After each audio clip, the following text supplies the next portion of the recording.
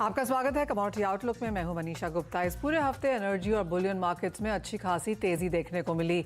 $75 के नीचे कारोबार करने वाला ब्रेंट 80 के करीब पहुंचा, तो वहीं नेचुरल गैस की कीमतों में दबाव बरकरार है।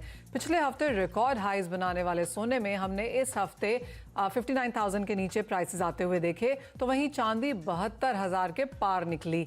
ऐसे में अगले हफ्ते कैसी रह सकती है इन तमाम कमोडिटीज की चाल और लंबी अवधि के निवेशकों को कितना मिल सकता है रिटर्न, इन सब पर चर्चा करने के लिए हमारे साथ आज हमारे गेस्ट जुड़ रहे हैं।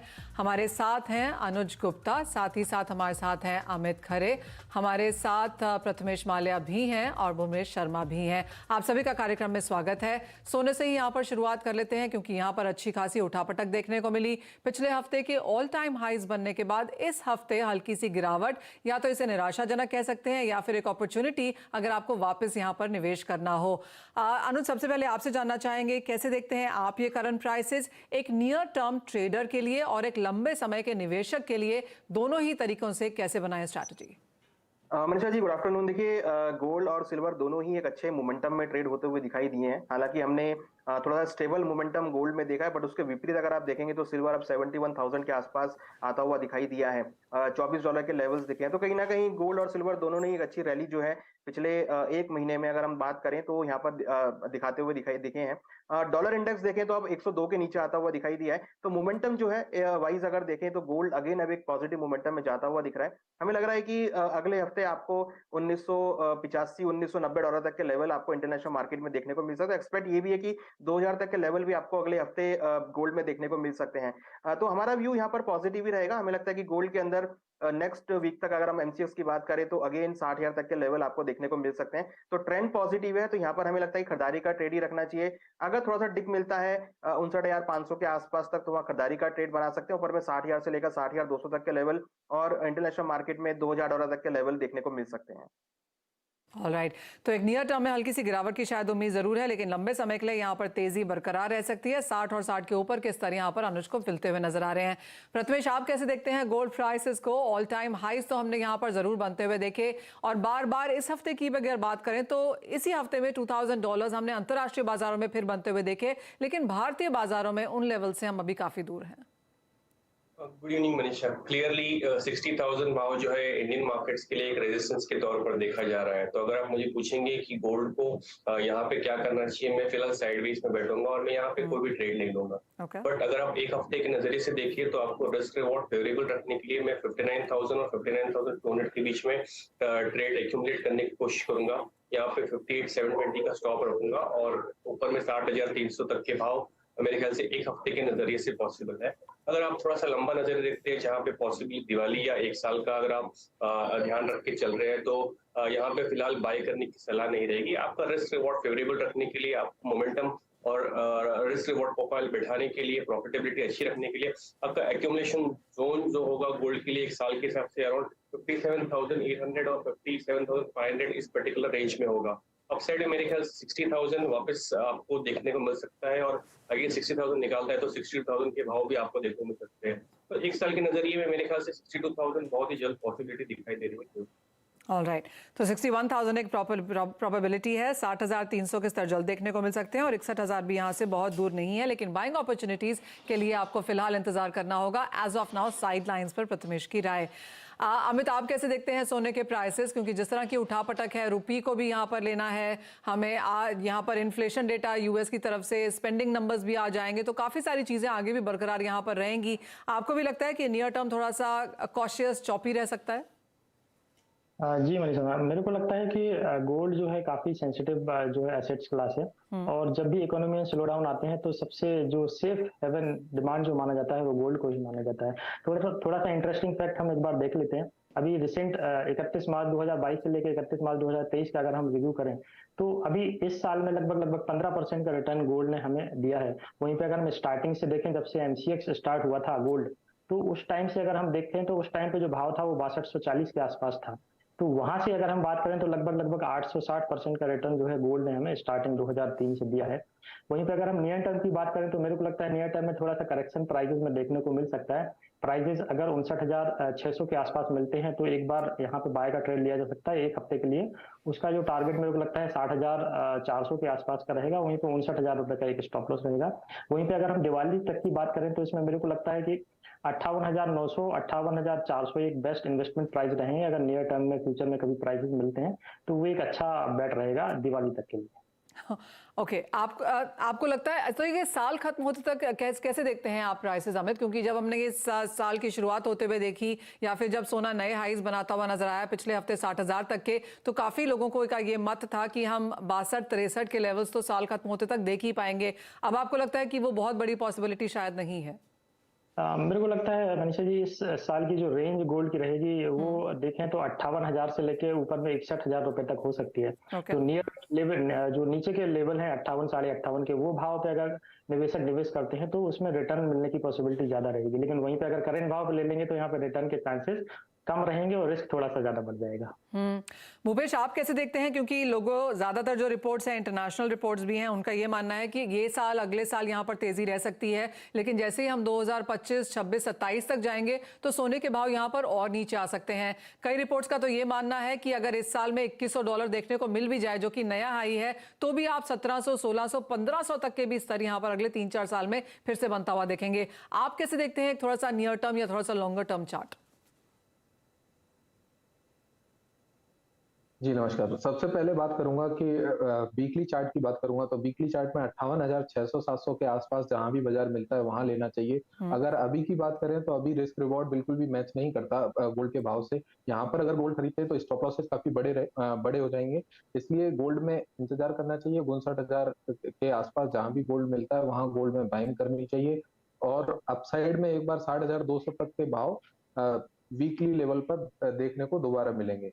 परंतु वहीं लॉन्गर टर्म की बात करें, दीपावली तक की बात करें तो दीपावली तक गोल्ड में मुझे एक लंबा करेक्शन दिखता है, जहां पर अगर इंटरनेशनल सिनेरियो में अगर डॉलर इंडेक्स या इंटरनेशनल शेयर बाजार के भाव अगर थोड़े सुधार लेते हैं तो मुझे लगता है कि गोल्ड नीचे में 56,500 से 55,500 के भाव में नीचे में मिलेगा। परंतु वहां से फाइनली गोल्ड में पुल बैक दोबारा देखने को मिलेगा, जहां से मुझे ऊपर के भाव 60,300, 61,500 और 63,100 तक के भाव दीपावली तक संभावित रहेंगे। यानी कि थोड़ी सी रेंज यहाँ पर बड़ी होती हुई नजर आई है। प्रथमेश, आपने ऊपर के स्तरों के बारे में तो यहाँ पर बताया, पर क्योंकि हम पूरे साल की यहाँ पर अब बात कर रहे हैं, हम ऑल टाइम हाई तो देख ही चुके हैं, आपको भी लगता है 58, 56 ये लेवल्स इस साल में देखने को मिलेंगे? आई थिंक क्लियरली मनीषा 1800 का जो जोन है वो क्लियरली एक्यूमुलेशन जोन है, और अगर आप अकॉर्डिंगली आप M6 के प्राइस को मैच करें तो वो अकॉर्डिंगली 56,000 57,000 के बीच में आता है।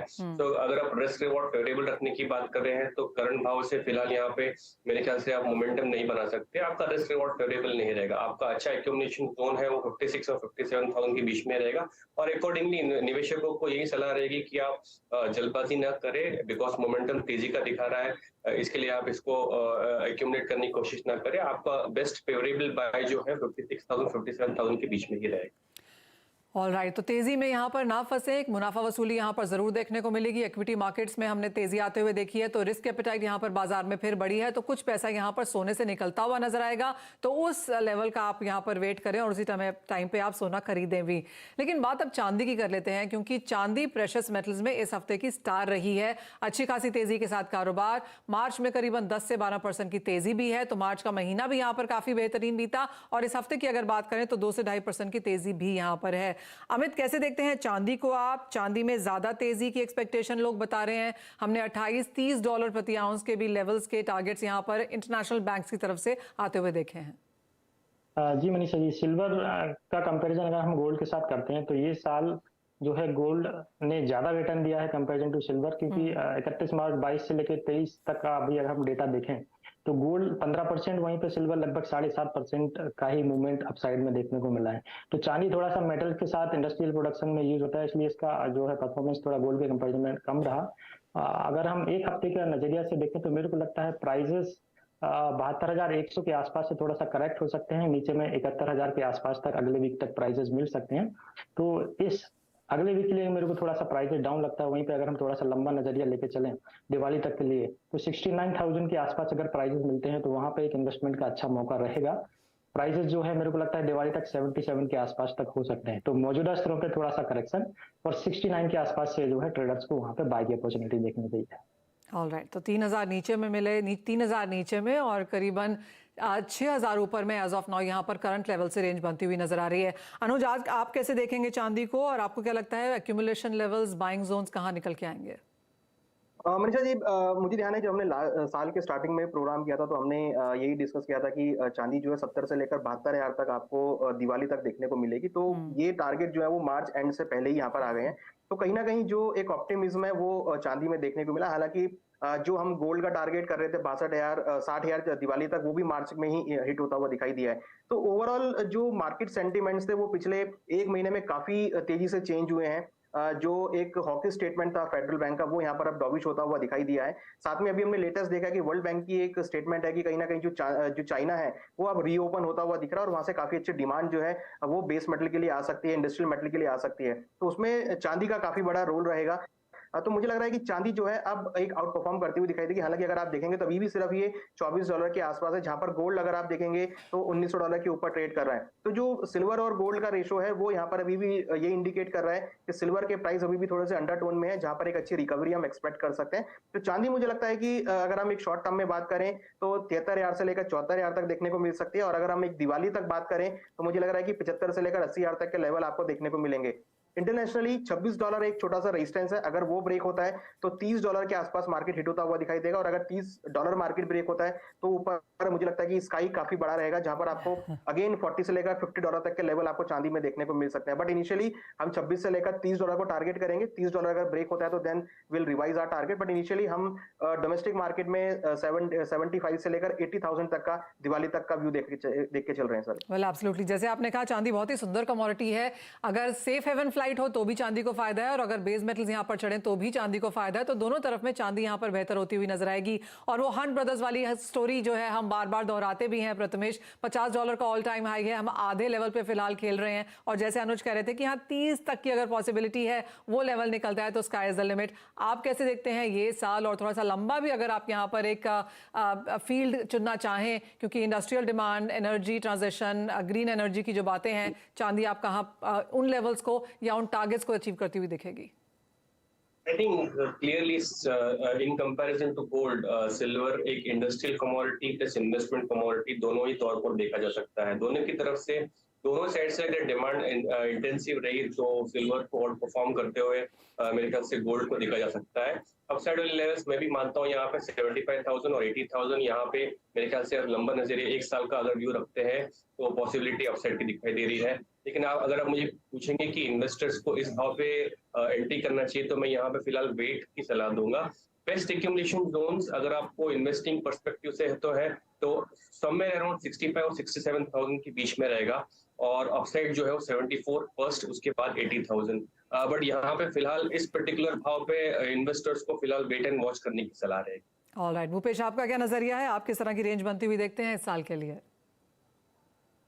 जी, सबसे पहले मैं कहना चाहूंगा कि सिल्वर का एक बेंचमार्क लेवल शॉर्ट टर्म के लिए बना हुआ है 70,000 रुपए का। 70,000 रुपए के ऊपर जब तक सिल्वर ट्रेड कर रही है तब तक सिल्वर का मार्केट पॉजिटिव बना रहेगा। परंतु गोल्ड की तुलना में बात करूंगा तो गोल्ड की तुलना में ये मार्केट अभी भी अंडर परफॉर्म करता हुआ मुझे दिखता है। लगता नहीं कि सिल्वर का बाजार ऊपर में गोल्ड की तुलना में कहीं ज्यादा तेज हो पाए आगे भी भविष्य में। और इसमें बड़ी तेजी आने के लिए अपने को एक स्पेसिफिक लेवल 73,500 के लेवल का ध्यान रखना होगा। 73,500 के भाव जब तक क्रॉस नहीं होते सिल्वर में तब तक बड़ी तेजी की इसमें संभावना नहीं लगती। शॉर्ट टर्म के लिए 70,000 के लेवल बेंचमार्क लेवल्स हैं। इसके नीचे सिल्वर में किसी प्रकार की बॉटम फिशिंग का ट्राई नहीं करना चाहिए। ऑलराइट, तो क्लियरली सभी एक्सपर्ट्स ने यहाँ पर आपको लेवल्स दिए हैं। सोने और चांदी में किस तरह से कारोबार करें, करंटली कैसे करें, दिवाली तक क्या राय है और उसके लंबे समय के सभी टारगेट्स आपको यहाँ पर बताए गए हैं। ये बात हुई सोने चांदी की। एक रुकेंगे ब्रेक के लिए, जब लौटेंगे तो बात यहाँ पर कच्चे तेल की करेंगे, क्योंकि ये एक कमोडिटी है जो सभी एसेट क्लासेस को मूव करने की ताकत रखती है।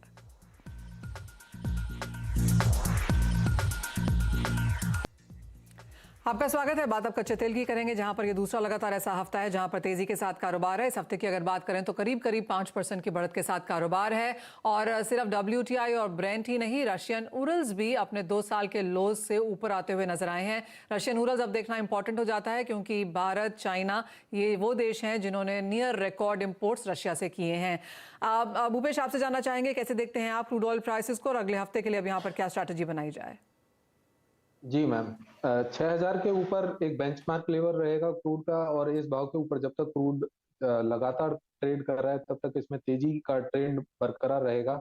अपसाइड में मुझे लगता है कि 6250 से लेके 6370 रुपए तक के टारगेट अगले भाव में अगले सप्ताह तक संभावित रहेंगे। प्रथमेश, चाहे वो रशिया है या चीन की डिमांड है, डॉलर है, यूएस इन्वेंट्रीज का गिरना है, काफी सारे फंडामेंटल्स हमने इस हफ्ते में डील किए हैं। अगले हफ्ते क्या कुछ वॉच करना चाहेंगे आप, और आपके लेवल्स क्या हैं? आई थिंक मैं भी यहाँ पे 6200 पॉसिबल मेरे ख्याल से अगले हफ्ते के लिए देख रहा हूँ। बट मेरे ख्याल से यहाँ पे अगर आप फ्यूचर्स में ट्रेड ले रहे हैं, यह काफी अनप्रिडिक्टेबल हो चुका है क्रूड ऑयल और नेचुरल गैस का मार्केट्स। तो यहाँ पे मैं फिलहाल यहाँ पे नेक्स्ट वीक के लिए कोई ट्रेड लेने की सलाह नहीं दूंगा। लेकिन वेट एंड वॉच रहेगा। वोलेटाइल मार्केट से काफी 6250 के लेवल्स रहेंगे, और अकॉर्डिंगली आपको ट्रेड सेटअप जो बनता हो दिखे। एंड क्योंकि आपने गैस की बात करी प्रथमेश, वहां पे क्या सेंस है अब, क्योंकि अच्छी खासी मुनाफा वसूली हम देख चुके हैं और अभी भी बहुत मुश्किल है 200 के ऊपर निकलना।